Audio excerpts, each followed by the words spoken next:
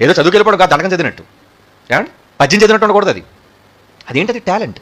ఎప్పుడు వస్తాయో తెలిసి ఇలాంటివి. నీ దేవుడి కోసం గొప్పగా వర్ణించడం కానీ, నీ దేవుడి కోసం గొప్పగా పాడడం కానీ, నీ దేవుడి కోసం గొప్పగా మాట్లాడడం కానీ, నువ్వు ఆయన ఫీల్ అయినప్పుడు, అనుభవించినప్పుడు, నీ దేవుడు నువ్వు పరిపూర్ణంగా ఆయన మనస్సులోనికి తొంగి చూచి ఆయనలో లీనమైపోతావు చూసావా, అప్పుడు చెప్పగలవు నువ్వు దేవుడి ప్రేమ అంటే ఏంటో.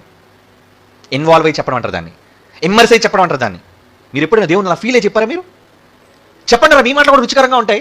మీ మనసులో ఆయన ఎక్కడ ఉంటాడు ఎప్పుడు చూసినా? మీ మనసు నిండా ఎవరెవరో ఉంటారు మీ మనసులో.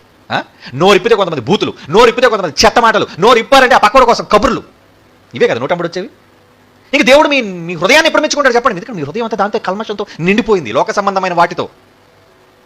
నిజంగా ఒక్కసారి మీ మనసులో దేవుడు నింపుకుంటే, ఆయన మాటలు నింపుకుంటే, ఆయన ప్రేమను నింపుకుంటే, నిజంగా మీ నోటి వెంబడి వచ్చే ప్రతి మాట హృదయానికి గుచ్చుకుంటాయి ప్రతి మనిషికి. అవును, నేను ఎందుకు ఇలా లేకపోతున్నాను, నేను ఎందుకు వాళ్ళ ప్రేమించలేకపోతున్నాను, నేను ఎందుకు వాళ్ళ చేయలేకపోతున్నాను. దావీదు ఆ ట్రూ లవర్, దేవుడు అంటే అమర ప్రేమికుడు.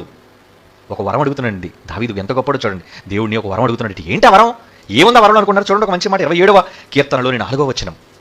కీర్తన గ్రంథం 27వ కీర్తనలోని 4వ వచనంలో, యెహోవా యొద్ద ఒక్క వరం అడిగాడట. దానిని నేను వెతుకుతున్నాను వరాన్ని. వరం అడిగావా? ఏంటి బాబు నీ వరం? మేడలు కావాలా, మిద్దెలు కావాలా, ఐశ్వర్యాలు కావాలా, సిరి సంపదలు కావాలా, సుఖభోగాలు కావాలా, ఏం కావాలని కోరుకుంటున్నావు నువ్వు? అడిగితే భక్తుడు చెప్తున్నాడు చూడండి, యెహోవా ప్రసన్నతను చూచుటకు ఆయన ఆలయములో ధ్యానించుటకు నా జీవితకాలం అంతయు నేను యెహోవా మందిరములో నివసింపగోరుచున్నాను. తన మనస్సు ఏముందని మనసులో? ఆయన మనసులో ఏమి నిండిపోయిందండి? ఎంత గొప్ప వరం అండి!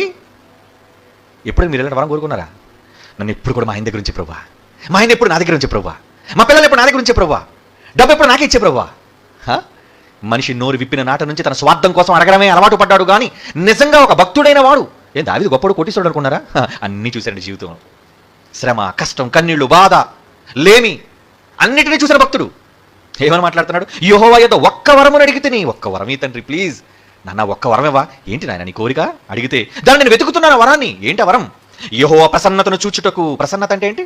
ఆయన ప్రత్యక్షత, ఆయన కనబడాలి. ప్రసన్నత అంటే కనబడ్డం.